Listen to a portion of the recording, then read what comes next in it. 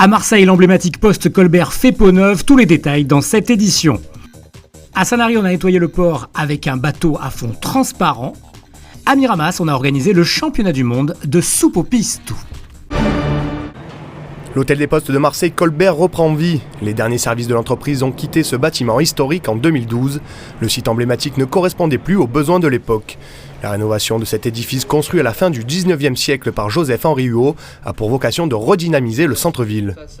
C'est un projet qui peut recevoir jusqu'à 1500 personnes, c'est-à-dire 1500 employés qui sont aussi créateurs consommateurs, on va dire.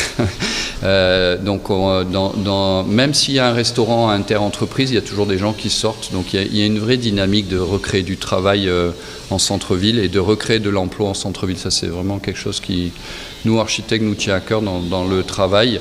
On a fait des expositions, par exemple dans le hall. On a fait une exposition dans le cadre de Marseille MP 2018 avec des artistes. Donc c'est vraiment un lieu propice à de la multi-usage et il va vivre en fait des organisations qui seront aussi décidées par la Poste, par le groupe Poste, Village La Poste, Postimo.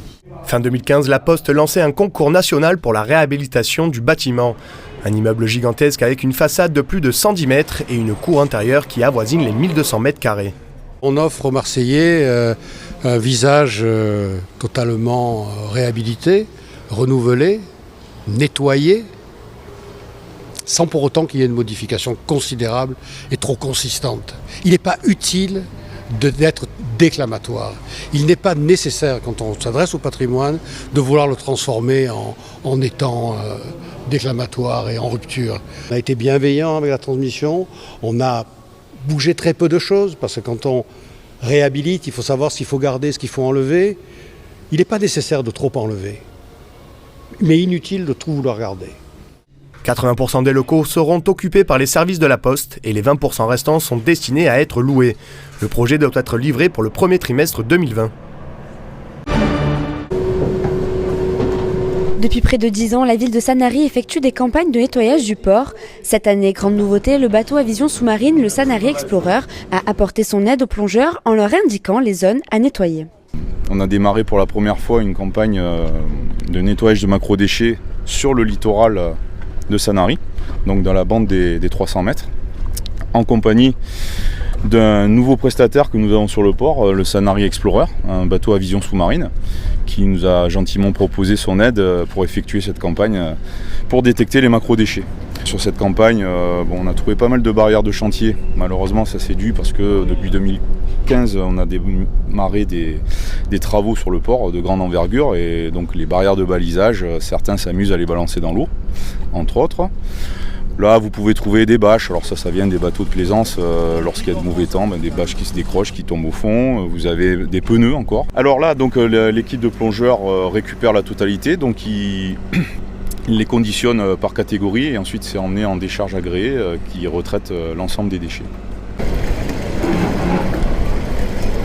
Je suis pas habituée à plonger devant le port. D'habitude, je plonge sur les beaux endroits et en sortant du port, effectivement, grâce au bateau, on se rend compte qu'il y avait du travail à faire. On a soumis l'idée au capitaine de faire ça nous-mêmes, mais en fait, on a eu la participation de Tech Offshore, donc on s'est lié avec l'équipe des plongeurs du port pour faire ça. Nous, on a fait la recherche et eux, on fait la plongée. Donc voilà. On est dans un optique de sensibilisation.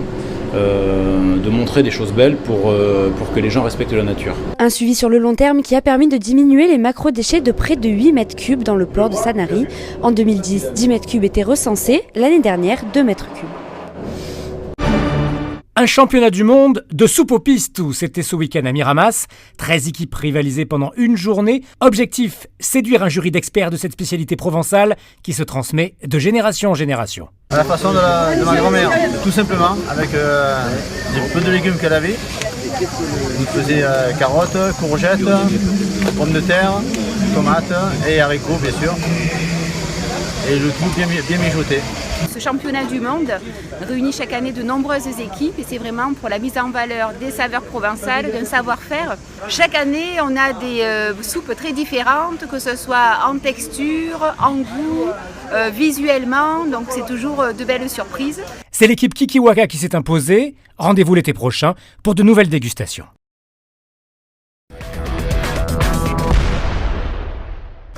Après la pluie, le Mistral et donc le soleil revient sur la Provence avec un grand ciel bleu sur toute la région, matin comme après-midi, et du Mistral soufflant parfois assez fort, 50 km/h notamment en Camargue. Les températures sont un petit peu plus agréables que ces derniers jours, 14 degrés à Digne et Manosque le matin jusqu'à 22 degrés à Bastia la maximale. L'après-midi, le mercure remonte, 32 à Avignon, 33 à Arles, Marseille et Manosque, 29 à Ajaccio. Mercredi 10 juillet, c'est la Saint-Ulrich.